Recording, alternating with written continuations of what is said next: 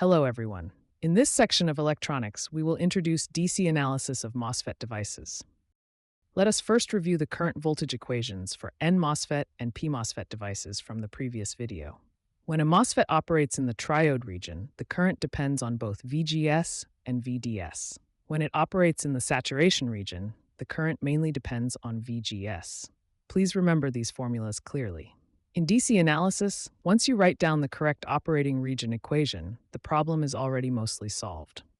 Also remember the saturation region conditions. For an NMOS device, VDS must be greater than VOV. For a PMOS device, VSD must be greater than the absolute value of VOV. In the first example, the N MOSFET has VTN equal to 0.5 volts, mu NC oxide equal to 400 microamps per volt squared, L equal to 0.5 micrometers, and W equal to 15 micrometers. We neglect channel length modulation. The required operating point is ID equal to 0.2 milliamps and VD equal to 0.2 volts. We need to determine the values of RD and RS.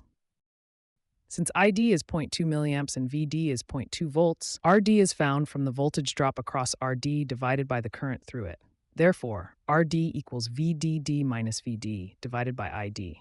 Substituting the numbers gives 1 volt minus 0.2 volts divided by 0.2 milliamps, which is 4 kiloohms. Next, we first assume that the MOSFET operates in the saturation region. Using the saturation current equation, ID equals 1/2 mu NC oxide times W over L times VOV squared. Here, 0.2 milliamps is 200 microamps, so 200 microamps equals 1/2 times 400 times 15 over 0.5 times VOV squared. Solving this gives VOV equal to about 0.18 volts.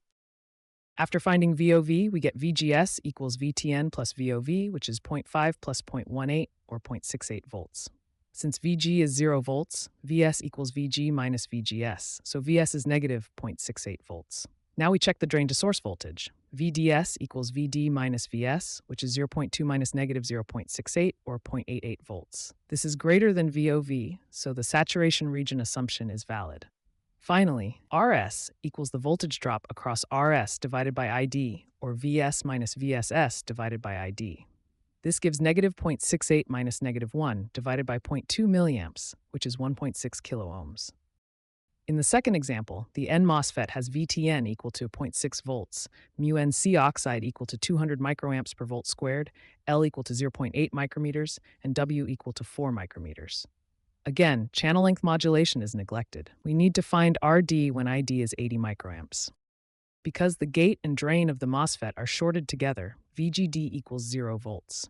Since 0 is less than VTN, whenever VGS is greater than VTN, the device must operate in saturation. Therefore, we use the saturation current equation. ID equals 1/2 mu NC ox W over L times VOV squared.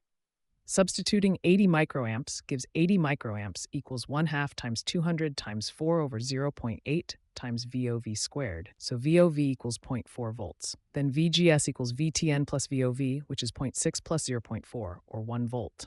Because the gate and drain are connected, VG equals VD equals VDS, which is 1 volt, and this is greater than VOV. This confirms saturation again. Finally, RD equals VDD minus VD divided by ID. Since the gate current IG is 0, the current through RD is ID. Thus, RD equals 3 minus 1 divided by 80 microamps, which is 25 kiloohms. In the third example, the N MOSFET has VTN equal to 0.5 volts, Kn prime times W over L equal to 2 milliamps per volt squared, and channel length modulation is neglected. We need to find RD when VD is 0.1 volts. Here VGS equals VDD, which is 2 volts. Therefore, VOV equals VGS minus VTN, or 2 minus 0.5, which is 1.5 volts. Since VDS is 0.1 volts and is less than VOV, the MOSFET operates in the triode region. The current is ID equals Kn prime W over L times the quantity, VGS minus VTN times VDS minus 1/2 VDS squared. Substituting the values gives 2 times the quantity, 2 minus 0.5 times 0.1 minus 1/2 times 0.01, which gives 0.29 milliamps. Then RD equals VDD minus VD divided by ID, or 2 minus 0.1 divided by 0.29 milliamps. The result is 6.55 kiloohms. For this MOSFET operating in the triode region, we can also ask for the effective channel resistance between drain and source. One way is to divide the channel voltage VDS by the current ID 0.1 volts divided by 0.29 milliamps gives about 345 ohms. Another way is to ignore the VDS squared term in the triode current equation, giving RDS approximately equal to 1 over Kn prime U over L times VOV. This gives 1 over 2 times 1.5, or about 333 ohms. The two results are close to each other. The fourth example is the most common DC bias circuit used for MOSFET amplifiers. The N MOSFET has VTN equal to 1 volt, Kn prime W over L equal to 1 milliamp per volt squared, and channel length modulation is neglected. Also, RG1 equals RG2 equals 10 megaohms, RD equals RS equals 6 kiloohms, and VDD equals 10 volts. We need to find ID, VG, VD, and VS. First, look at the gate bias. Since the gate current IG is 0, RG1 and RG2 form a simple series voltage divider. Therefore, VG equals VDD times RG2 over RG1 plus RG2. With equal 10 megaohm resistors, VG equals 10 times 10 megaohms over 10 megaohms plus 10 megaohms, which is 5 volts. The source voltage is Vs equals ID times Rs, so VGS equals VG minus ID Rs, or 5 minus 6 ID, when ID is expressed in milliamps and Rs is in kiloohms. Next, we assume the device operates in saturation. The current equation becomes ID equals 1/2 Kn prime W over L times VGS minus VTN squared. Substituting VGS equals 5 minus 6 ID gives ID equals 1/2 times 1 times the square of 5 minus 6 ID minus 1. Expanding the equation gives 18 ID squared minus 25 ID plus 8 equals 0. Solving the quadratic equation gives ID equal to 0.5 milliamps or 0.89 milliamps. The 0.89 milliamp solution is invalid because it would make Vs equal to 5.34 volts, which is larger than Vg. In that case, the channel would not turn on. Using the valid solution ID equal to 0.5 milliamps, the source voltage is Vs equals 0.5 times 6, or 3 volts. Therefore, VGS equals Vg minus IDRS, which is 5 minus 3, or 2 volts. The drain voltage is Vd equals VDD minus IDRD, which is 10 minus 0.5 times 6, or 7 volts. Thus, VDS equals 7 minus 3, which is 4 volts. Also, VOV equals VGS minus VTN, or 2 minus 1, which is 1 volt. Since VDS is greater than VOV, the saturation assumption is correct. If this check failed, we would need to assume triode operation and solve again with the triode region current equation. In the fifth example, we examine a DC bias circuit using a P MOSFET. The P MOSFET has VTP equal to -1 volt, Kp prime W over L equal to 1 milliamp per volt squared, and channel length modulation is neglected. VDD is 5 volts. If the P MOSFET operates in saturation with ID equal to 0.5 milliamps and VD equal to 3 volts, we need to find suitable values of RG1 and RG2, and also the maximum value of RD.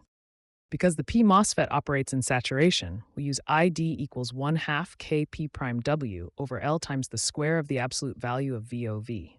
Substituting ID equal to 0.5 milliamps gives 0.5 milliamps equals 1/2 times 1 times VOV squared, so the absolute value of VOV is 1 volt. Then VSG equals absolute VOV plus absolute VTP, which is 1 plus 1, or 2 volts. Since VSG equals VDD minus VG, we have 2 volts equals 5 volts minus VG, so VG equals 3 volts. The gate voltage is produced by the RG1 and RG2 divider, so 3 volts equals 5 times RG2 over RG1 plus RG2. We can choose RG1 plus RG2 equal to 5 megaohms and RG2 equal to 3 megaohms, so RG1 equals 2 megaohms. We choose megaohm level gate resistors instead of kiloohm level resistors to keep the future small signal input resistance high. High resistance also reduces the DC bias power because the current through RG1 and RG2 is small. To keep the P MOSFET in saturation, VSD must be greater than the absolute value of VOV. At the boundary, Vs minus Vd max equals 1 volt. Since Vs is 5 volts, 5 minus Vd max equals 1 volt, so Vd max is 4 volts. Therefore, the maximum RD is Vd max divided by ID, which is 4 volts divided by 0.5 milliamps, or 8 kiloohms. The sixth example contains an NMOS and a PMOS device connected in series. Their gate terminals are shorted together and connected to the input voltage Vi. Their drain terminals are also shorted together and serve as the output node, with a load resistor RL connected to that node. The NMOS and PMOS devices are matched, so Kn prime Wn over Ln equals Kp prime Wp over Lp equal to 1 milliamp per volt squared. Also, Vtn equals negative Vtp equal to 1 volt. Channel length modulation is neglected, and VDD equals VSS equals 2.5 volts. We need to find IDN, IDP, and VO for Vi equals 0, 2.5, and negative 2.5 volts. First, consider Vi equal to 0 volts. Then VGSN and VSGP are both 2.5 volts. Therefore, VOVN and the absolute value of VOVP are both 2.5 minus 1, which is 1.5 volts. If Qn and Qp both operate in saturation, then IDN equals IDP equals 1/2 K prime W over L times VOV squared, which is 1.125 milliamps. At the output node, the current entering from the PMOS equals the current leaving through the NMOS, so the load current IL is 0. Since IL is 0, there is no voltage drop across RL, and VO equals 0 volts. Finally, we check the saturation assumption. VDSN and VSDP are both 2.5 volts, which is greater than the absolute value of VOV, 1.5 volts. Therefore, the assumption is correct. Next, consider Vi equal to 2.5 volts. For the PMOS device, VSGP equals VDD minus Vi, or 2.5 minus 2.5, which is 0 volts. This is less than the absolute value of VTP, so QP is cut off and IDP equals 0. Therefore, the load current is negative IDN. Since IL is negative, VO becomes negative. This makes the NMOS drain to source voltage small while VGSN is large, so Qn operates in the triode region.